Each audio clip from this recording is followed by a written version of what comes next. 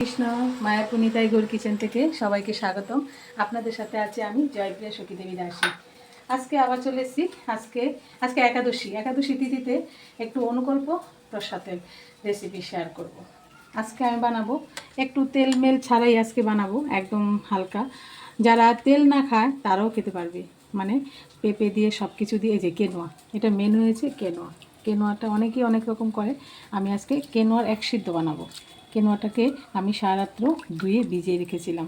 ভিজেলে কি হয়, কেনোয়াটা খুব তাড়াতাড়ি হয়ে যাবে। আর এখানে নিয়েছি আলু আর পেঁপে, ডুমো ডুমো করে বানিয়ে নিয়েছি। আর এখানে একটু কাঁচা লঙ্কার ঝাল নিয়েছি। এখানে আমি প্রেশার কুকারের সিটিটা দেবো, কারণ খুব অল্প সময়ের মধ্যে হয়েও যায়, খুব ভালো লাগে। এর জন্য আমি এখানে প্রথমে জল বসিয়ে দিয়েছি প্রেশার কুকারে। জলটা গরম হয়ে গেছে, এখন আমি এখানে কেনোয়াটা দিয়ে দিচ্ছি। আমার যেহেতু অনেকটা পরিমাণ কেনোয়া দিয়েছি, জলটা অনেকটা পরিমাণে দিয়েছি। আপনাদের অল্প হলে জলটা মানে বুঝে দিতে হবে। আর এখন এখানে দিয়ে দিলাম আলু পেঁপে বানানো।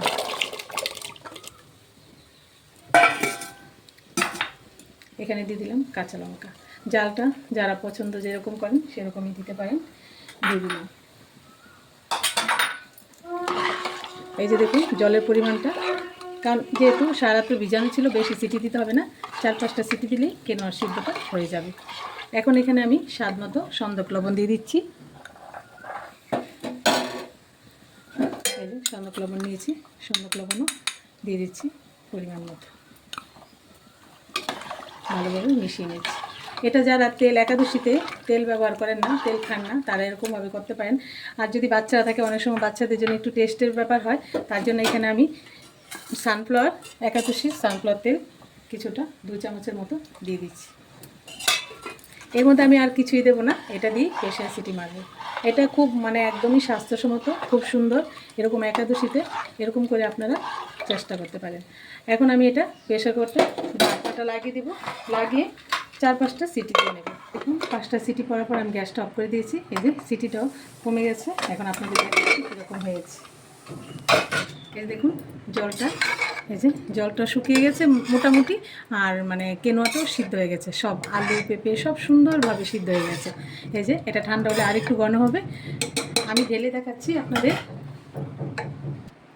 এই যে আমি ঢেলে নিয়েছি। আর এটা একাদশী দিনে আমাদের খুব স্বাস্থ্যসম্মত কিন্তু।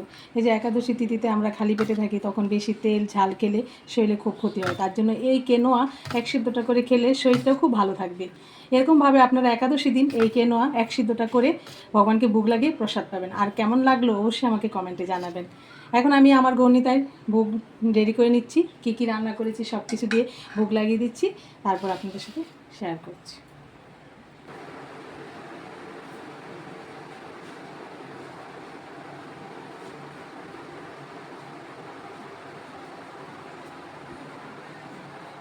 রেডি হয়ে গেল কেনোয়ার এক সিদ্ধ। এই যে কত সুন্দর, এই যে ঠান্ডা হচ্ছে, আস্তে আস্তে ঘন হয়ে যাচ্ছে। আর এখানে আমি 2টো কাঁচা লঙ্কা দিয়ে দিলাম। আমার গৌরনিতায় ভোগ লাগানো হয়ে গেছে। আর আপনারা সবাই ভালো থাকবেন, সুস্থ থাকবেন। আবার দেখা হচ্ছে পরের ভিডিওতে। হরে কৃষ্ণ।